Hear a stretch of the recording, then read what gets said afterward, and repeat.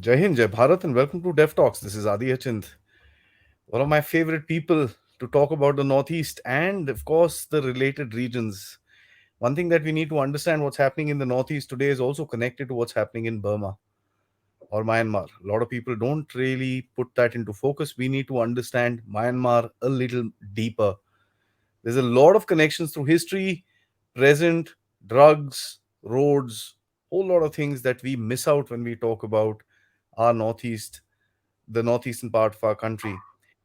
It's important we understand it. To do that, I have with me Lieutenant General Shokin Chauhan. Sir, firstly, thank you so much for coming back and telling us a little different story of providing for in the study or in the understanding of the study of providing for security and safety and stability to our brothers and sisters in the northeast.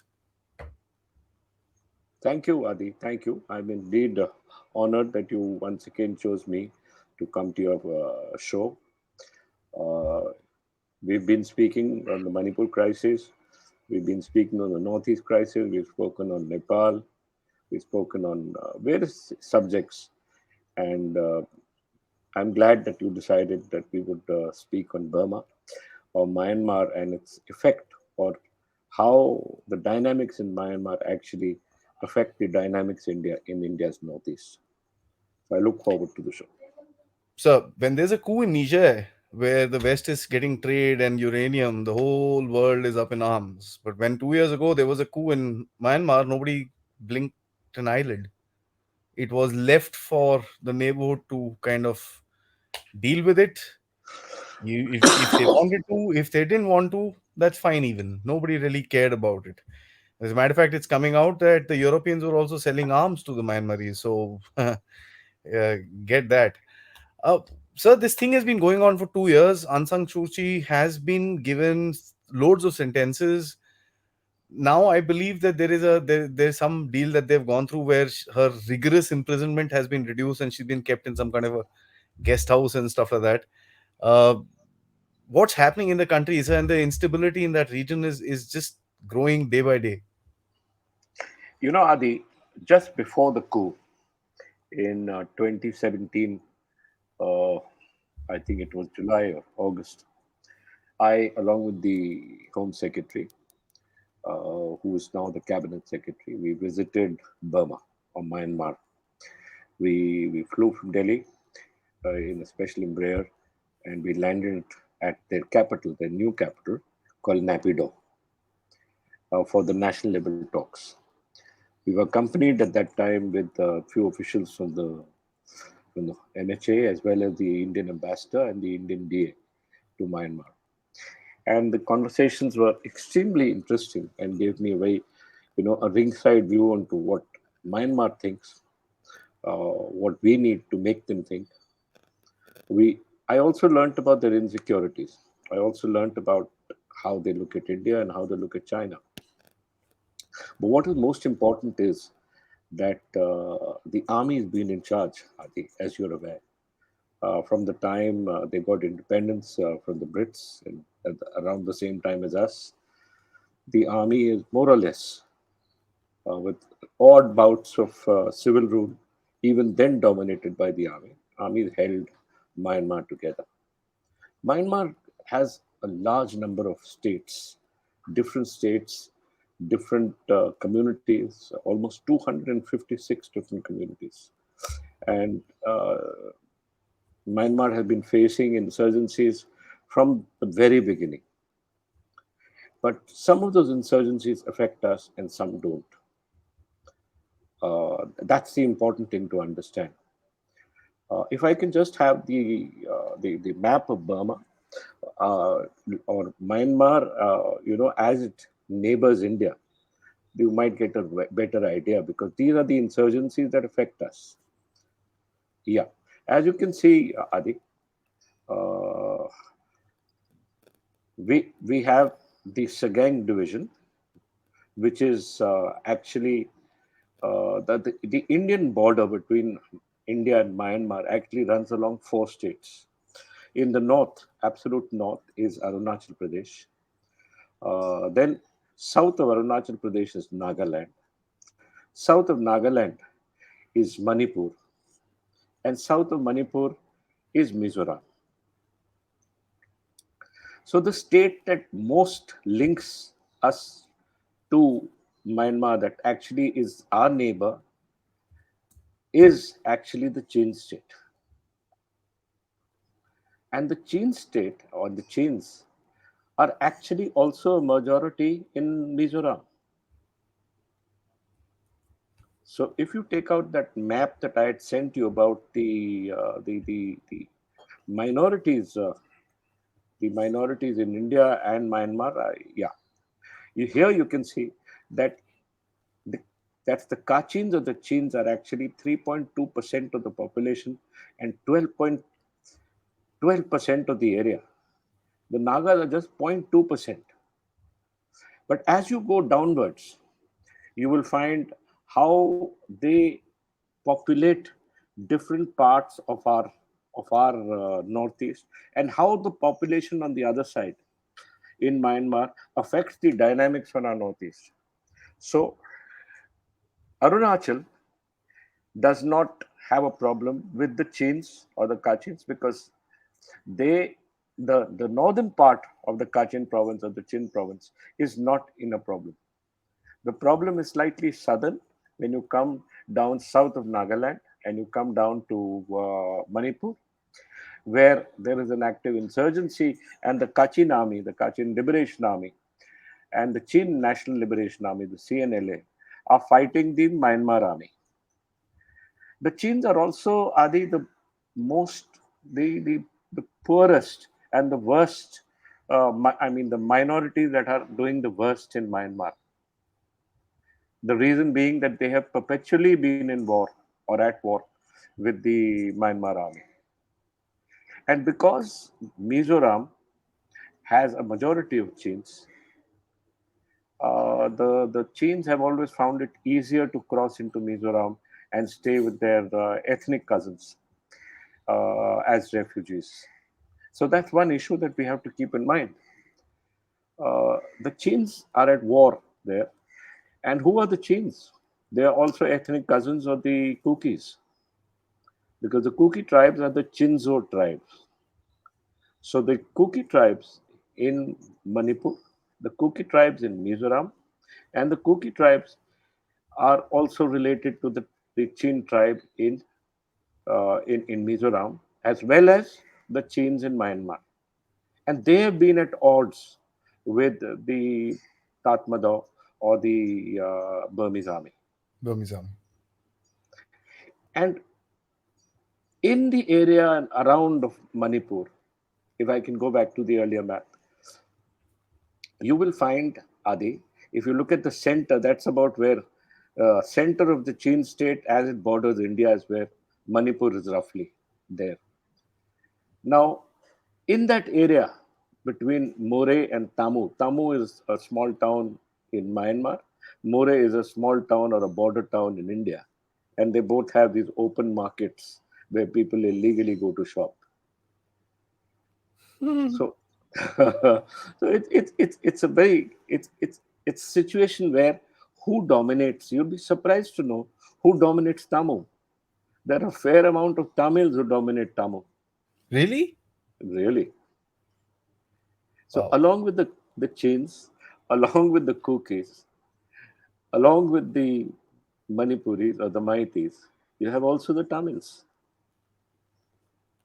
And the Tamils dominate the markets, the gold smuggling of in the markets of Tamil.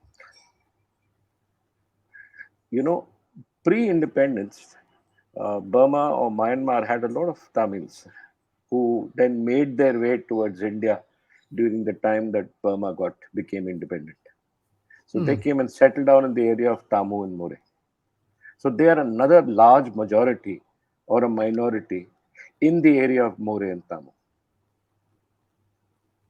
Wow. So in the area of More and Tamu, and maybe 20 kilometers further east, are the camps of the People's Liberation Army and the UNLF. Now, the People's Liberation Army and the UNLF are actually mighty insurgents. And because the mighties have these insurgents have the least problem with the Tatmadaw. They are supporting the Tatmadaw in their battle with the Chins. So the problem in Myanmar and the problem in Manipur is related because the Chins are fighting the Tatmadaw and as a result fighting the mighty insurgent groups in Myanmar, that is in the Chin state. And the Chin National Army is supported by the Kukis, who are actually ethnic cousins of theirs. So the battle is in Manipur. The battle is also in Myanmar. The same battle. The same battle. And then you go southward to Mizoram, where the larger majority of the Mizo state and the complete political hierarchy are actually Chins. When I was the Director General of the Assam Rifles, I had the occasion to go and meet Mr. Lalthan Havla. And at that time in 2017, there was a lot of talk of the Rohingyas who might have sneaked into India. So when I asked Mr. Lal Thanawala, he said, General, we will allow our ethnic cousins, the Chins, to come inside. That we have a relationship of 5,000 years with them. But I can assure you that we will not allow one single Rohingya to come inside. We're absolutely clear of that. Now, if you take your uh, eyes to south of the Chin state, is the Rakhine state. Do you see that? The Rakhine state. Now, the Rakhine state is the state which has the majority of the Rohingyas,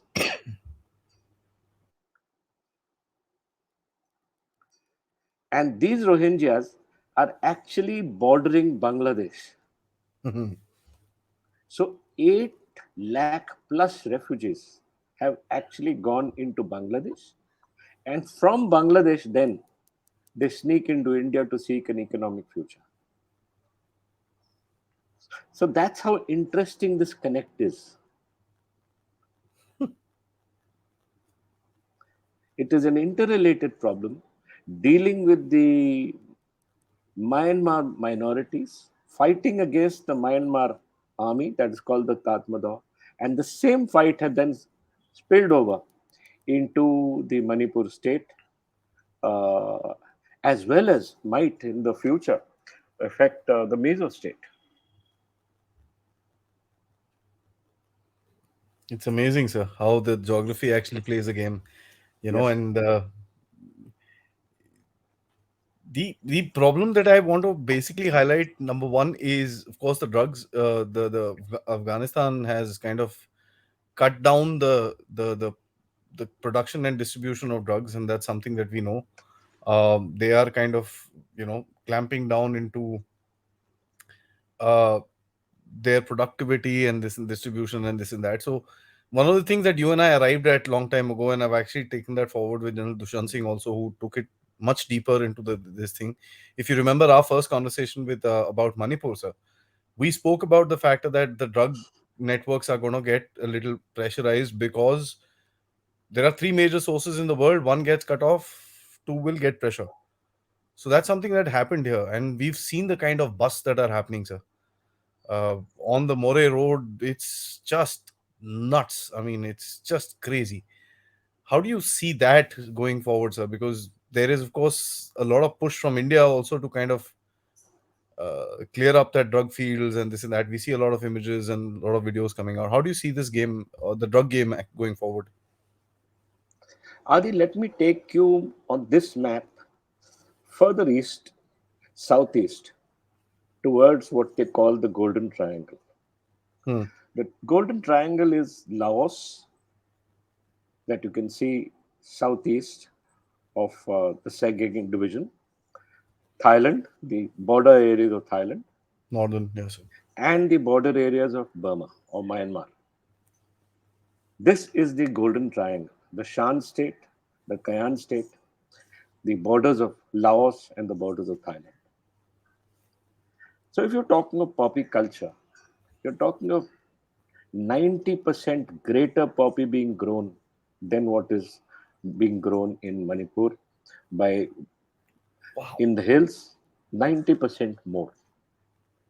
Nothing is processed in India.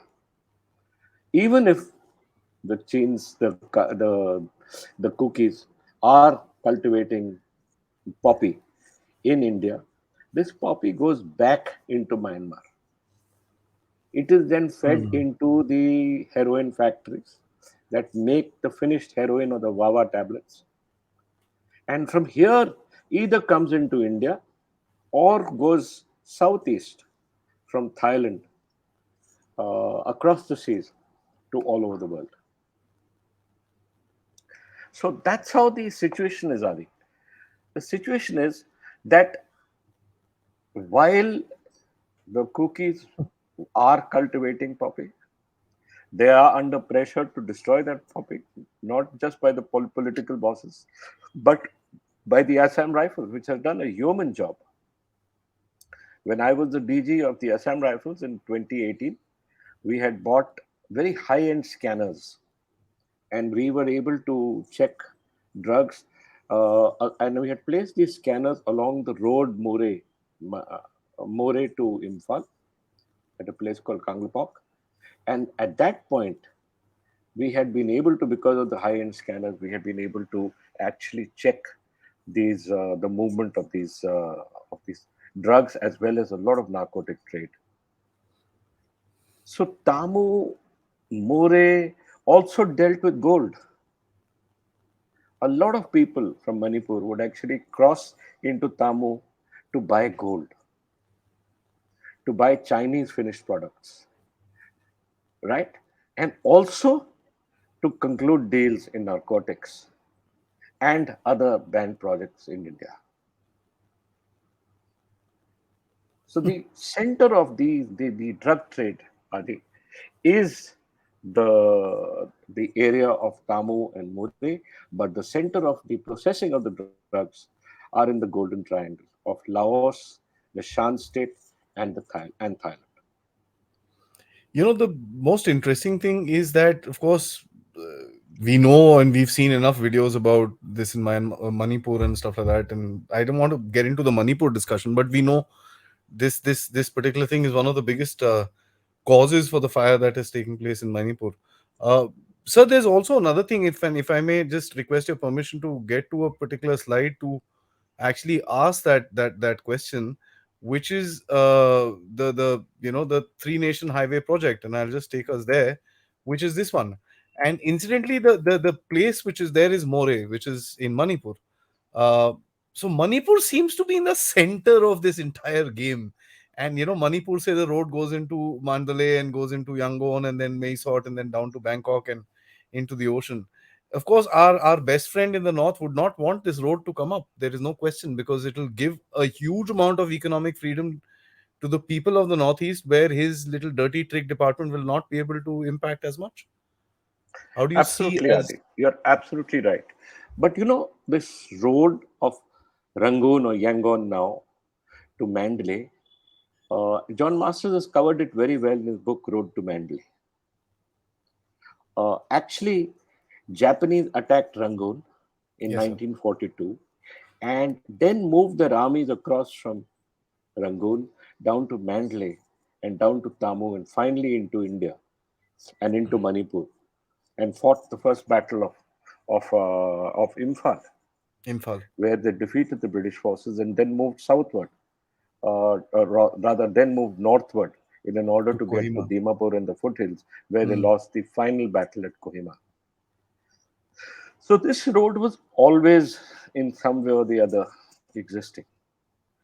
By connecting More to Mandalay and Yangon, our idea is to make India's northeast, and as the Prime Minister Modi has said, Act Northeast is to create India's northeast as a land bridge to Southeast Asia. And if the land bridge had to be created, Adi, then we had to create this highway, which is the reason why the Imphal More road and the road coming up now from Kohima to Imphal. Hmm. and from Assam to Imphal are being fully, made into six Yeah. lane highways. Yeah. The We are photographs getting a available. Yes, sir. train. Yeah, we're getting a train from Assam to come into Imphal with the whole idea that the goods actually come out at Imphal, are then loaded into trucks and moved across the highway, so that we can have this land route functional. It will make the passage of our goods much cheaper. It will give the ability of the Burmese or the Myanmaris to exploit and to use uh, our markets, our hospitals, our cultural sites, and it would improve our relationship with the southeast of Asia m- in multivarious ways, and Absolutely. manifold. So it's a fantastic project.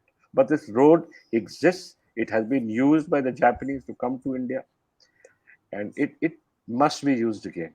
And definitely China is not for it. But at the same time, China herself is building a road from the north, from Yunnan down to CMEC. Mandalay. Yes, a part of the Silk Roads. If you are aware, Adi, and you take your mind back to 2000 BC, the ancient Silk Route used to run from Yunnan to Bengal, which is an amazing project. No, not No, this one. This is not the this system one. we'll talk about this. Uh, I have that also. I'll put it Yeah, on, sir. Just give me a yeah, second. Please continue, sir. I'll just put it on in yeah. a second. So the ancient Silk Route actually, yeah, this is the one that actually gave China the access to India. If today China is to create a problem in India's vulnerable northeast and can bring the PLA through this particular road, it would be a problem for us to defend this part of our country with the kind of forces that we have there at present, which is the reason why it is extremely important for us to keep these fragile minorities on our side, so that as these, you're aware, the Manipuris, the Manipuris, the Maitis, the Nagas, and the Kukis helped the British during World War II immensely, and that kind of help would be required again in case we were to go in for an all-out war with China. So geography plays a very important role in understanding the kind of threats that exist to India and from which directions. Because it is based on geography, because it's based on ground, that we base our defenses and we move our forces based on the threats. So as of now, though we're holding the Indo-Myanmar border, but we're holding it to prevent infiltration, not to prevent an army from coming in. That kind of defenses are a totally different story. But if the Japanese could come in, capture Rangoon, and then from Rangoon move their armies across to Imphal, and then finally to Kohima, the Chinese could do it too if they were serious about this threat. That's very interesting because this is, I mean, at the end of it, this will give out a lot of economic prosperity to the region. There is just no question about it. And uh, the Chinese rather keep it in a state of chaos, state of disarray, so that they're not able to uh, you know get into this game. So, of course, you mentioned the Rohingyas, and I want to take that up is because they're human beings, right? Let me put that across before people call me heartless. They're human beings which are being used for various different things, right? I've said this multiple times and I'll say it again. The Islamic ideology, which is the extremist ideology, has a lot of things wrong with it. Using that ideology has something really, really wrong with it. I see that happening in this region, which creates a lot of problems. And this all, at the end of it, goes back to Myanmar. How do you see this issue, sir? You're absolutely right. We've been aware of the Rohingyas' infiltration into the northeast. We've been taking great care. But like I said, if you come back to that map of Myanmar bordering India, yeah, this one, the Rohingyas belong to the Rakhine state. And because they look so different from the Chins, there is, and that they are not really getting along with the Chins, it is virtually impossible for them to cross through the Chin state into India. Hmm. But the other way that they are doing it is going to Bangladesh, and Bangladesh has had to take in 8 lakh plus people. And from there, from the Chittagong port, sneak into one of the areas of our northeast. By coming in Adi, they do three things. They increase the threat of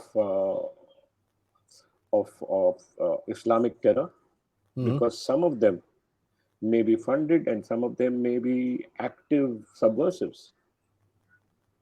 The second thing is, if they are allowed to come in some kind of majority, they will contribute to the changing of the demography, which is an extremely dangerous situation in this part of the world because of the fragile communities that we have. And I mean, they'll infiltrate further deep into the country as well. We've And the seen. third thing is, these areas will again get very susceptible to terror. They will bring with them, if they are allowed to come, then that conduit can become another route for terror, for movement of terrorists. It can be another route for the movement of narcotics, of drugs. It can be another route for bringing in human trafficking, and of course, create mayhem in our very fragile northeast of India. So we are extremely careful in this area. We check in great detail, and we have been checking over the last 5 to 6 years about the threat to our northeast from the Rohingyas. So, our issues with, I mean, our coordination with Myanmar, and this is the last thing that I want to ask you. I want to bring this particular map up here, sir, the Kaladan Manti Transport Project. Uh, this is an effort which is being done to basically keep the Myanmaris with you and create an economic preposition for our northeastern part of the country. Any sort of a jerk in that entire region, which is caused by, as you very rightly explained, the war in Myanmar. The war is not in Manipur; it's a spillover. Uh, Creates a lot of problem for our economic plans. And how do you kind of see the role of Myanmar going forward? What are we trying to do to kind of calm the stuff down there, sir? See, when you look at the Kaladan multimodal transit transport project, you have to look at three issues. Why did we do it? Mm, We wanted to move our goods from Calcutta or Kolkata directly by the sea route to Sitwe, and from Sitwe move it by road to Aizawl. mm, This would reduce the pressure on our very narrow Siliguri corridor. So instead of moving the goods through the Siliguri corridor, or if the Siliguri corridor gets compromised, then we could move these goods. It could include food, it could include arms, it could include ammunition, it could include troops via the sea route to Sitwe, from where they would move by road to the northeast. Aizawl is in Mizoram. mm. So that's the route that we had chosen, and also because Bangladesh did not give us permission to go via Chittagong. Chittagong, yes, sir. So because it didn't give us permission, we started the Kaladhan Multimodal Transport Project, which has been funded entirely by us. It is fragile because Chitwe is actually in the Rakhine province, and the Rakhine province has a great deal of Yeah. Rohingyas. Of course, right now the Myanmar army has chased most of them out. Uh, they have been very, very hard on the Rohingyas, mainly, in because they felt that the Rohingyas were brought in by the British as labor 100 years ago, They and were, they are yes, not, yeah, and are not, part of the community. natives to Burma. So I don't see the Burmese changing their mind on the Rohingyas. I have not seen even Aung San Suu Kyi say anything about the Yeah. Rohingyas. Yeah. So I don't think this issue of the Burmese hardline on the Rohingyas changing. So Unless and this is, until they're able to completely clear the place, which is heartless at the end of it. But yeah. So the Rohingyas have been pushed into Bangladesh, a fair amount of them. They will cause, they right now in an island. Some of them are moving out of that island and getting smuggled into different parts of India or mm, different parts of the world. We don't know. world. Mm. But they are an easy population to be subverted by the Islamist groups, by hardline Islamist groups. Fantastic. So I So must say, this was an, it's a difficult world ahead, yeah, yeah. very difficult world and very difficult challenges ahead. I must say, this was an eye opener, sir. And I'm going to online request you for another session next week where we discuss how should India handle Myanmar. And I'd really request your indulgence for that, because now that we've set up the problem so that the viewers will see, okay, this is the issue.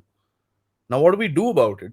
Should be the next sort of a progression into this. So I'd really request you, sir, if you can pull out another half an hour for me in the next week so that we can take this up and create the right narrative about what's happening in the Northeast. Yes, community issue, drugs, this, that, but it's not just limited to that region.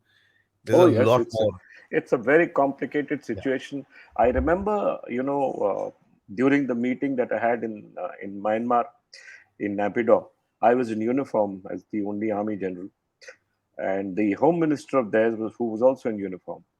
So during a cup of tea that we were having together, he called me aside and he says, "General, uh, we have a common enemy." And he waited for me to put it all in, and he said, "Our common enemy is China." He didn't say it in public, he said it in private. But they are aware of the threat the Chinese have for them or are for them. It's just that they are so mired in their problems, inter community issues, that unable to move any further here. So it's a complicated place. Burma has always been a complicated place. And as we go by, I guess we will be able to see more and more of Burma. But for India, Burma is indeed a very, very important neighbor. On that note, sir, thank you so much for the wisdom, for the learning, and it's always a pleasure and a learning experience, as I was just saying, talking to you. And I'm once again requesting you, sir, next week, half an hour, where we can actually take up Sure. this step into the next process by understanding what can India do. We need to know the solutions. It's not about running and putting a wall between the Meiteis and the cookies, because the walls are just right there and it doesn't work. We need to find a permanent solution. And in my opinion, the solution lies in Myanmar, not in Manipur. Thank you so Absolutely. much, sir. Always a Pleasure, pleasure. pleasure Jai of Hind. mine. Thank you, Jay.